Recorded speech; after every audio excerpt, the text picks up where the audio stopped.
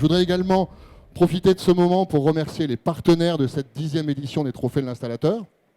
Alors, dans l'ordre alphabétique, Butagaz, EFI, GRDF, Laurence, Calibat, Testo et Tubest. Voilà, merci. Et maintenant, le palmarès, nous allons remettre 6 prix.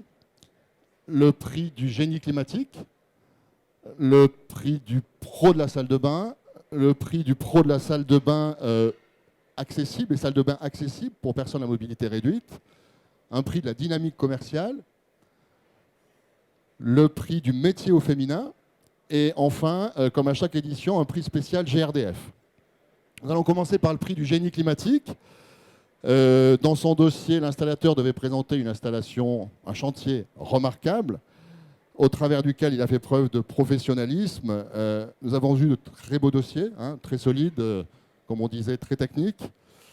Le gagnant de cette édition est un plombier chauffagiste, plombier chauffagiste dans une entreprise artisanale dans la Marne, à Doulincourt.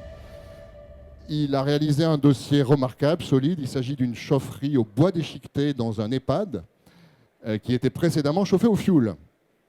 Je crois qu'il y avait également une pompe à chaleur en relève. Le chantier a été réalisé avec beaucoup de maîtrise et c'est pour cela que le jury lui a attribué ce premier prix. Dans la catégorie génie climatique, je vais demander à notre grand gagnant de nous rejoindre. Il s'agit de Mathieu Grosmer, que j'invite à nous rejoindre.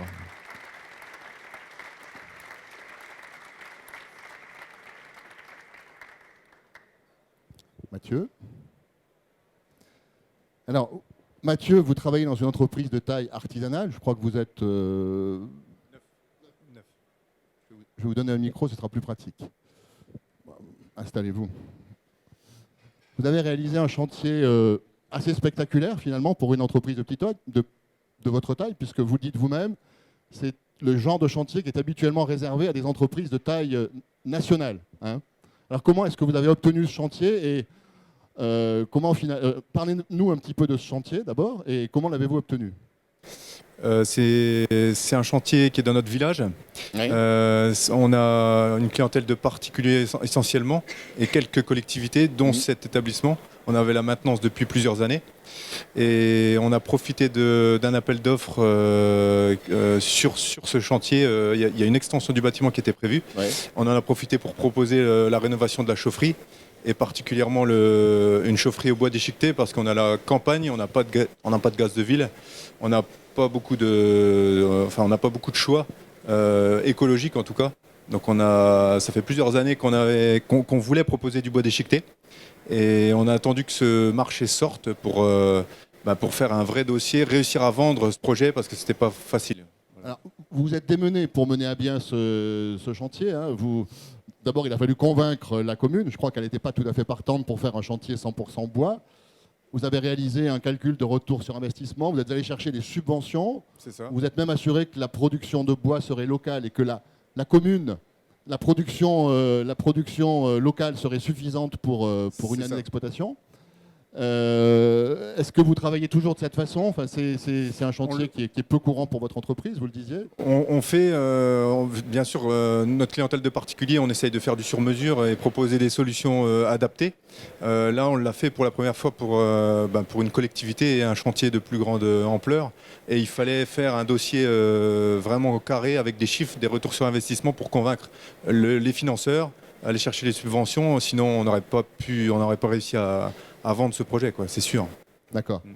Vous avez installé une chaufferie mobile, si je me souviens bien, puisque vous étiez en site occupé. La maison de retraite ne s'est pas arrêtée de vivre pendant que vous faisiez les travaux, donc vous avez amené une chaufferie mobile. Et je crois même qu'il y a un système d'aspiration centralisé des cendres aussi. Oui, on a voulu... Alors cette chaufferie, elle est au sous-sol, donc on a été obligé de penser à beaucoup à la maintenance, faciliter la maintenance, et on a réalisé un système d'aspiration centralisée pour l'agent de maintenance de l'EHPAD, pour qu'il ait une pour que ce soit simple à entretenir et qu'il y a très peu de maintenance par l'agent d'entretien. Ouais. D'accord. Votre dossier est assez impressionnant, il fait 80 pages. Bon, je ne l'ai pas amené, j'aurais pu l'amener. Il fait 80 pages, il regorge de schémas techniques, d'études, de calculs. Tout y est en fait, hein. Même les phases de mise en service et de réglage. Vous travaillez toujours de cette façon-là? Oui, pareil, on est assez fiers de dire que on vend tout ce qu'on vend, on se forme avant de le vendre pour pouvoir bien le vendre. Et on assure le SAV derrière. Ça, c'est important. Les clients sont reconnaissants de ça. Et j'estime que c'est important. C'est pas le tout d'installer. Il faut assurer la mise en service et la maintenance. Bon, on a été quand même assisté par le fabricant. Le fabricant nous a validé la mise en service, mais on est quand même en partie autonome pour la mise en service. Ouais. C'est le plus gros projet que vous ayez eu à faire jusqu'à présent. C'est un peu le chantier de votre vie, non? En termes de dimension, oui. C'est sûr que c'est le plus gros chantier qu'on a réalisé. Ouais. En tout cas, le jury a beaucoup apprécié. On peut peut-être leur demander, je ne sais pas qui veut dire un mot. Sébastien? Allez, bien. Ouais, vaut mieux. Ouais. Alors, je pense que je vais parler un petit peu au nom de tout le jury. Nous, pour notre part, le chantier nous a vraiment semblé en tout point, on va dire, dans ce qu'on appelle chez nous les compagnons l'excellence, parce que vous avez été chercher dans le détail. Il me semble même que vous avez repeint aussi la chaufferie. Oui. Vous-même. Oui. Et voilà, typiquement, ça c'est le genre de détail qui fait la différence.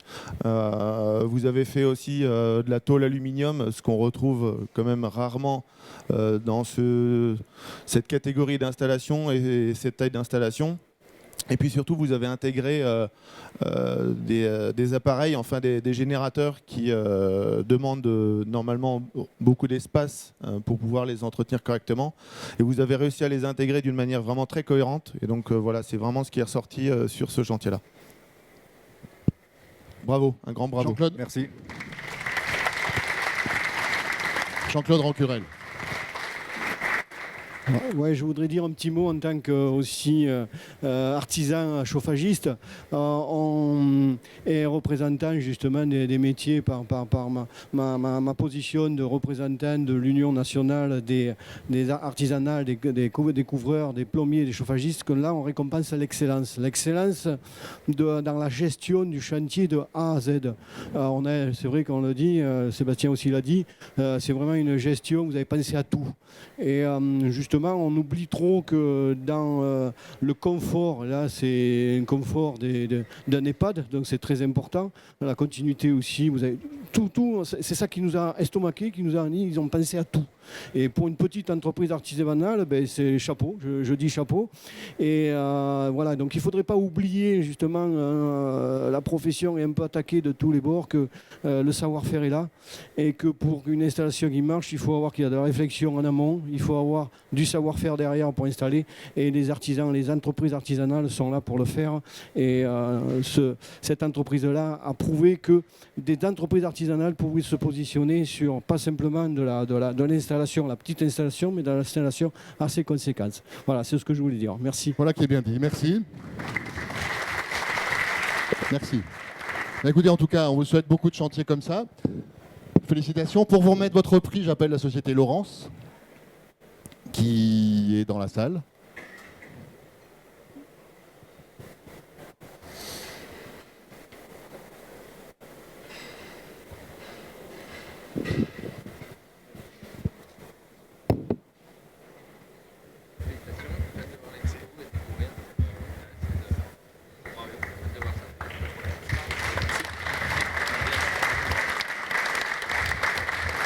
Alors, je crois que vous êtes venu avec l'entreprise, avec tous les membres de l'équipe. Si on peut faire rapidement, vous pouvez leur demander de venir. On va faire une petite photo. Enfin, vous pouvez vous faire prendre en photo. Passer devant, c'est quand même mieux. Merci.